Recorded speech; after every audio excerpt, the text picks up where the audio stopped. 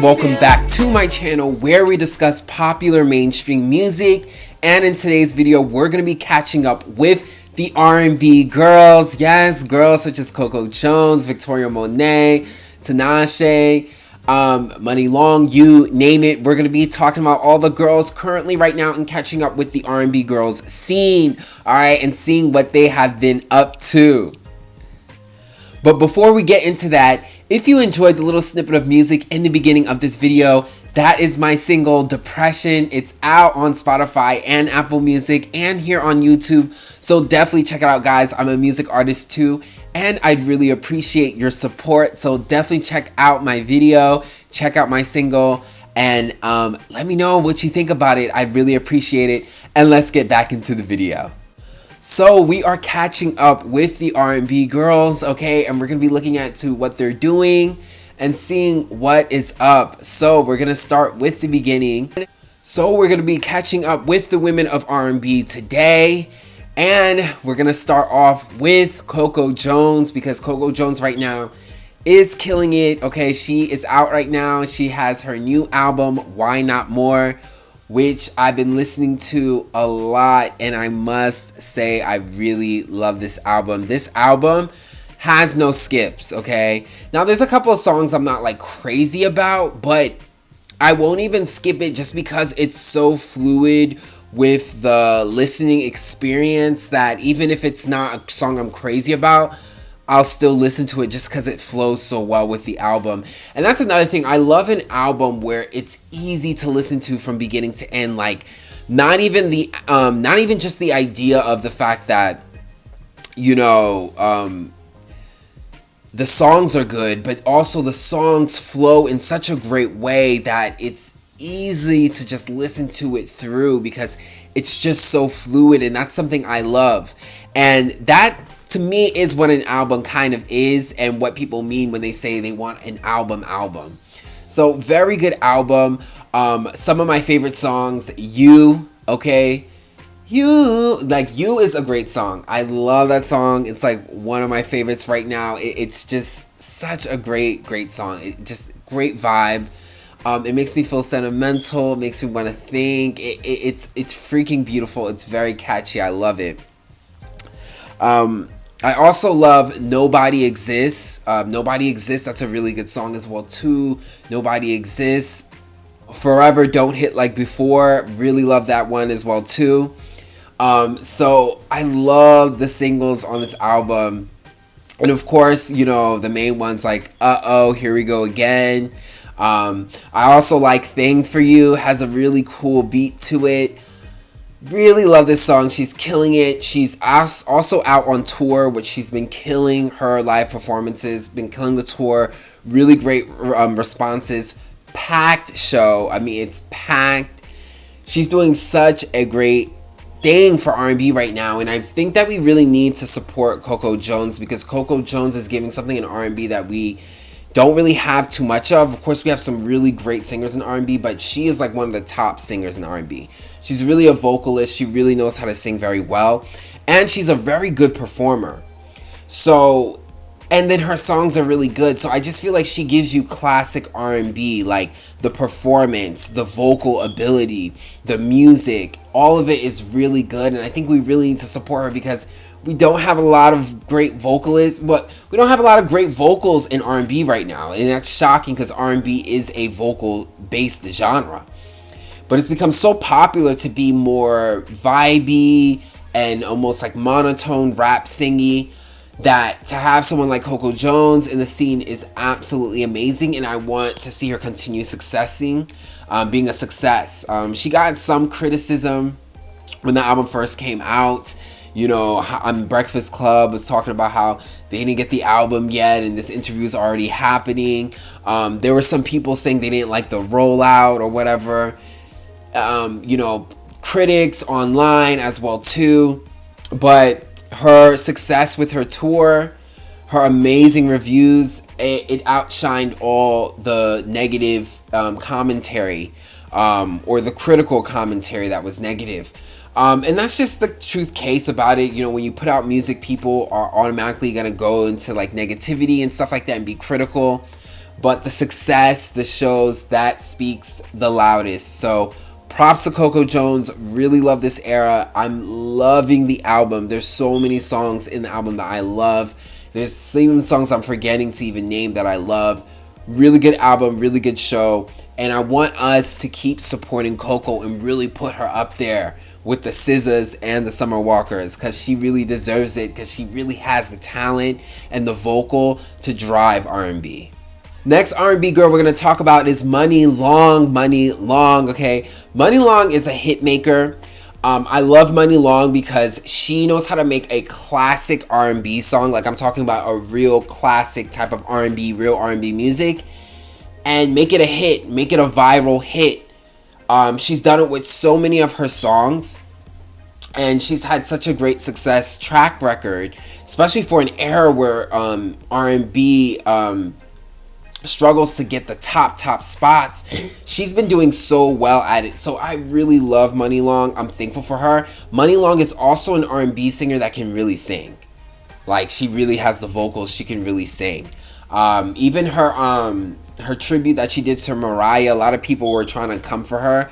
Mariah's songs are very hard, and they're definitely higher than Money Long's range naturally, but I think Money Long did an excellent job, and she did runs and riffs that fit her range. She did some really creative, unique runs that weren't original to the Mariah song, but to her vocal ability and style, and it fit in well. So if you are a true vocalist, you understand vocals, she was actually very smart in the way that she approached the song and did a really good job.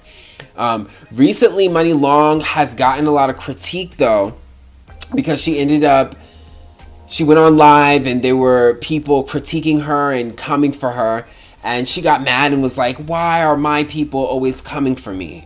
Basically, she felt like, black women were coming for her, and she hated it, and she got so much backlash from it.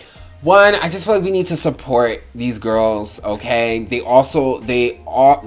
obviously feel a lot of pressure, and they look for us in our community as black people for comfort. So when they go on live and they're looking for comfort and support from us, and they see that their own people that they are trying to gain support from is coming for them, it triggers something in them. The critiques online are really intense. I don't think you guys realize how intense they are. So many of you guys make think pieces and critical responses to artists. It's so much. Think if you're one person, you're seeing all of that. So I actually felt for Money Long. I understood what she was feeling like. I don't think it was the best approach, obviously, because it costs so much, but I don't think that she's against her fan base. I just think she hates seeing her fan base and her, where she calls home, coming against her. I think that's triggering. I think that's why she reacted that way.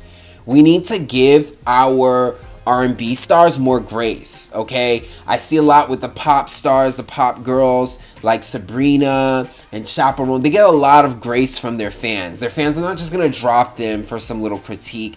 We need to do this more for the R&B girls, because we need these R&B girls to be more successful. We need the genre to be more successful, so the support has to be there. So I definitely will not cancel Money Long. Like, that's stupid and silly. There's a lot of artists have done way worse. R. Kelly, Chris Brown, Tory Lanez. But we support them with no problems. But people do something like this, respond to criticism that's coming at them, and this is how we treat them. We need to support our female R&B artists a lot more, because they're really talented, and we really need to see the genre doing well. Now we're going to talk about Mariah the Scientist, who has a hit called Burning Blue, which is doing really well on the charts right now. And she has a hit. This is so great for R&B, and this is so great for Mariah Scientist. Mariah Scientist has had some bops. She's had some bops, and she's been low-key about it, but she's had some bops. And her coming out with a new bop, a new hit, is freaking amazing. Great for R&B. Again, I'm all for R&B charting and doing well, so great for R&B. And great for Mariah the Scientist. She used to be with a whole label. I forgot. It was with Tory Lanez, and obviously that crumbled, whatever. And now she's like on her own. Well, not on her own. She's still connected to a label and stuff like that, but she's detached from that whole thing, and she's doing her own thing. And just that transition alone, you know, labels can forget about you, they can not want to support you. But to see her doing well with this song Burning Blue, it's really great. And I think Mariah Scientist could be really big. She kind of gives me a Jhené Aiko type of vibe with her aesthetic, her appeal, and her music.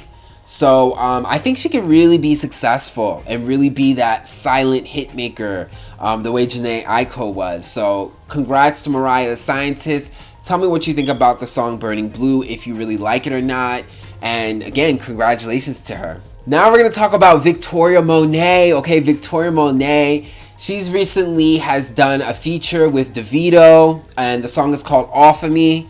And she's going off the choreography. She's going off on the choreography. Now, Victoria Monet is really good at dancing. I think she's really underrated for that at this point, because the way this girl be executing her dances and the way Sean Bankhead be giving her the most complicated choreography and she just be hitting it perfectly, like, it's crazy. Like, Victoria Monet is a very, very, very really good dancer, and I think that's something that people underestimate her, but she killed it. Now it's becoming a trend, a dance. It's becoming a hot dance trend now on TikTok with the Off of Me and her doing, you know, her dance, which is crazy. She kills it, and I'm excited to see more from Victoria Monet. You know, she's done so much. She's done a lot recently. Won a couple Grammys and everything, and I still feel like her album was underrated in my opinion. So I'm waiting to see if she has a new album coming out.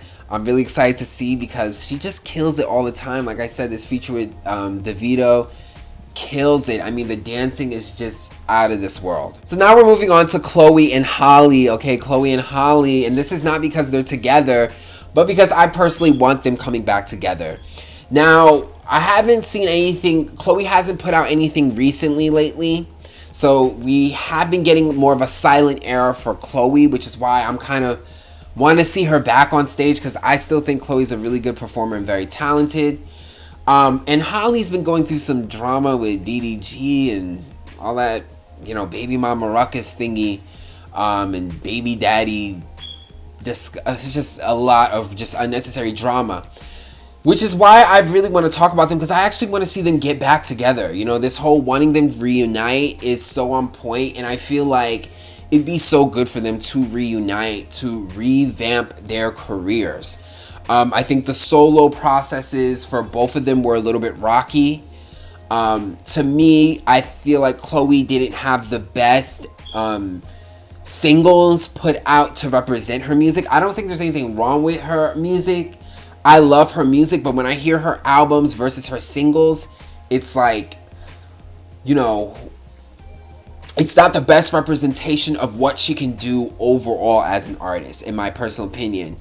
And then also, I just felt like Chloe was getting a hate train, and I don't feel like Parkwood and Beyonce were behind her enough to give her that good support and that good push. Okay, whether you think Beyonce should or not, that's up to you. I personally think if you sign with a big celebrity artist, they should be pushing you. That's the whole point, in my opinion. That's the whole point of signing with a big artist. So I felt like her not getting that support from Parkwood and Beyonce, like barely getting any budgets to perform anything, not being able to open up Beyonce's tour or anything like that, I feel like that really stifled her popularity and people's interest in her and the success and the support of her music, as well as some interesting single choices. Not because she doesn't have good music. Like I said, I actually love her albums. I just thought some of her single choices were just interesting to me. And I don't even think they were all her choices, you know. Treat Me, I felt like was another up-tempo song right after her first single, which was very up-tempo and sexual. I didn't think she needed the Treat Me, right after her first up single. I also felt like some singles like I forgot that single. It starts with an S. They just weren't the best singles when you listen to her whole album. And then Halle, with The Mermaid, with having a baby and the drama with DDG and all that type of stuff, they need to get back together. They need to get back together because I think they could do something really powerful and really great. Okay, so I think a reunion for them will be strong, and the fan base that they created through Chloe and Halle was very strong and very powerful. So I really want to see them back. Okay, tell me if you guys want to see Chloe and Halle back. And last but not least, Normani. Okay, Normani. And speaking about groups coming back together, Normani is going to be doing a reunion with Fifth Harmony. There has been buzz about it. And some people have been mad that Normani's doing it because they felt like she didn't treat her own solo career with as much care. So they feel like, why are you going back? But I personally feel like Normani will do well. I feel like first this would like reunite a lot of interest back in Normani and Fifth Harmony in general, all the members. So I think one, she will 100% benefit from it. So I don't understand why someone would be against it. You already see how Normani moves as a solo artist. So why not let her strive in a group where she feels comfortable? Because I remember when she said she feels more comfortable in groups than as a solo artist. You know, she said because she can hide. And when you look at Fifth Harmony, it was like a machine. They kept going. So some artists need that type of support and that type of situation. So Normani may be more of a group artist than a solo artist. Not because she can't handle being a solo artist. She's obviously an incredible solo artist. But when it comes to what she's comfortable with, it seems like a group. And I feel like this will reignite a lot more interest in Normani. Because I just want to see her perform in general. I don't have these unrealistic expectations of Normani. I already know how she moves. So if this is what I can get for her as a performer, I'll take it. So what do you guys think about Normani reuniting with Fifth Harmony? Okay, what is your opinions on that? So yes, that's the R&B girls. I hope you guys enjoyed it. Let me know your opinions on the R&B girls, Coco Jones and her new era, her album, her tour. Tell me if you listen to her music and you like what she's doing now. Victoria Monet. Tell me about Chloe and Halle. Do you want to see them come back? They haven't done much lately. As of lately, they've taken a little break. There's been other stuff been going on. Do you want to see them come back? Tell me what you feel about Normani going back into Fifth Harmony, Money Long and her controversy. Let me know what you think about these R&B girls. Also, don't forget to check out my music. Okay, if you really enjoy my music, definitely check it out. I have my music out on Spotify and Apple Music and here on YouTube. So definitely support me. I'm a music artist myself. And I'll check you guys out on the next video. Thanks for watching. Secure, 'cause if you think that you